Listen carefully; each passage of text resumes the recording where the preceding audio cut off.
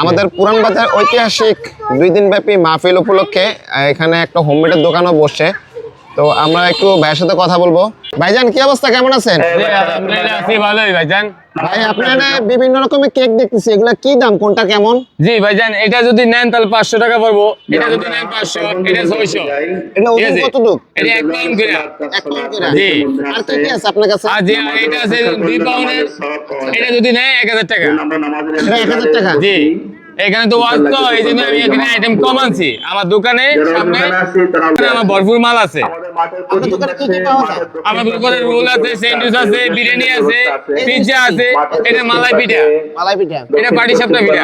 কত করে পিস? এগুলা হলো 10 টাকা, এগুলা 10 টাকা। আমার যদি সীমিত 10 টাকা মাত্র। 10 টাকা মাত্র। ভিতরে কি দেন? ভিতরে নারকেল, চিনি সব একসাথে মিক্স করা, ঠিক আছে? আমার সব একসাথে। দোকানের ঠিকানাটা কোথায়? ঠিকানাটা মতুন ফিল্ম দি বাউলবাড়ি 2 নং ওয়ার্ড।